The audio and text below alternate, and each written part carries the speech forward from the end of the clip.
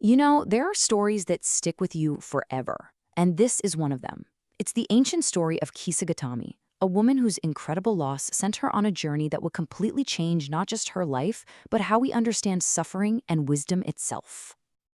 So let's start with this verse from Buddhist scripture, because it just paints this incredibly stark picture, doesn't it?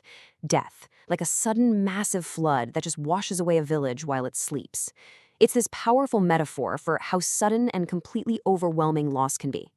And for the woman in our story, that flood is about to hit, and it is going to change absolutely everything.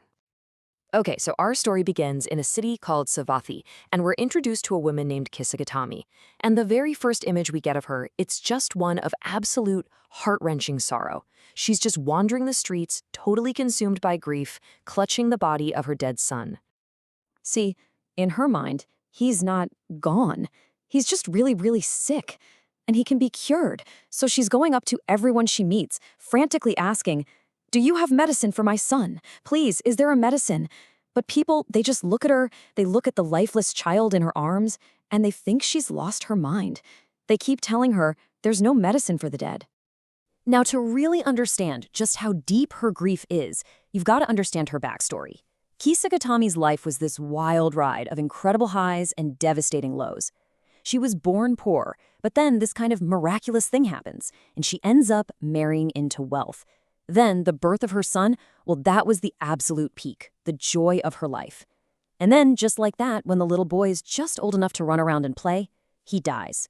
Her entire world just shatters in an instant.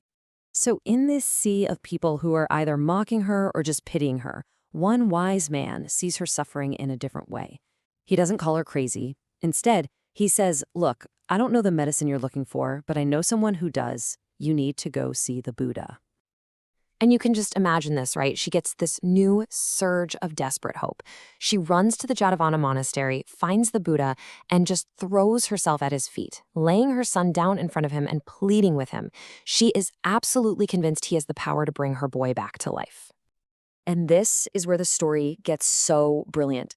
The Buddha doesn't turn her away. He says, "Okay, I'll help you."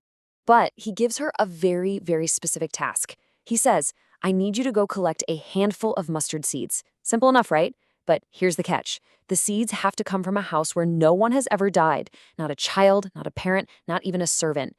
You see, he wasn't giving her a task to save her son. He was giving her a lesson to save herself. You know, even the tiniest sliver of hope can be an incredibly powerful thing. Kisa Gotami feels this rush of optimism. She's thinking, this is possible. Surely there's one house in this whole city that hasn't been touched by sorrow. So she starts her journey, going from door to door, absolutely ready to complete this quest. So she gets to the first house. She asks for the mustard seeds, and they're happy to help. But just before she takes them, she has to ask that crucial question. In your family, has anyone, a child, a parent, a servant, ever died? And the family just looks at her with this incredible sadness. They reply, "Oh, dear lady, you ask about death? Here the living are few." But the dead are many. She hands the seeds back and moves to the next house. And the next. And the next.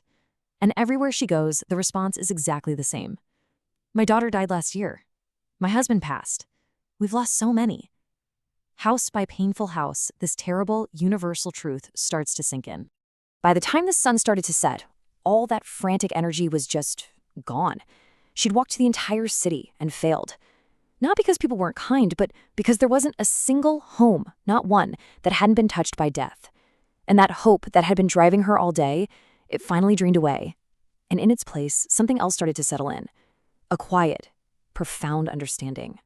Her journey finally ends in the quiet of a cemetery, a charnel ground. And there, she gently lays down the body of her son. She's no longer denying what's happened. The lesson of the mustard seeds, learned door by painful door, has finally, truly hit home. And this right here, this is her moment of epiphany. She looks at her son and she speaks, but not with madness anymore. She speaks with this incredible clarity. Her personal, isolating grief transforms into this shared, universal understanding. She realizes death isn't some horrible tragedy that happened only to her. It's a law that applies to everyone. So Kisa Gotami goes back to the Buddha, but the woman who walks in now is a completely different person from the one who ran out that morning. She's calm, she's composed, and when the Buddha asks her, "Did you bring the mustard seeds?" she just says she doesn't need them anymore. The lesson is learned. Having finally understood this fundamental truth about suffering, she asks to join the Buddha's order of nuns. Her journey isn't over. In a way, it's just starting. A whole new chapter. She decides to dedicate the rest of her life to going deeper into the wisdom that was born from her profound loss.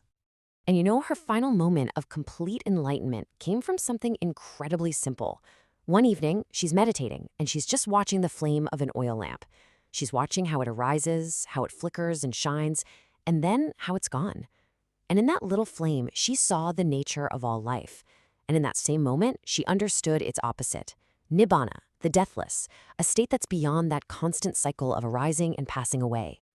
It said the Buddha could sense her breakthrough from far away, and he told her that a single day of living with that kind of true understanding is worth more than 100 years of living in ignorance. And with that, Kisa Gotami's journey was complete. She had transformed the deepest grief imaginable into the ultimate wisdom, becoming what's known as an arahant, a fully enlightened being. And so the story of Kisa Gotami kind of leaves us with this huge question, doesn't it? It doesn't give us an easy answer. Instead, it pushes us to think. If loss is inevitable, if it's a law for all of us, and if life is as fleeting as the flame of a lamp, well, how does that change the way we live right now? What becomes truly important? It's a question her journey answered for her, and it's one we can all ask ourselves.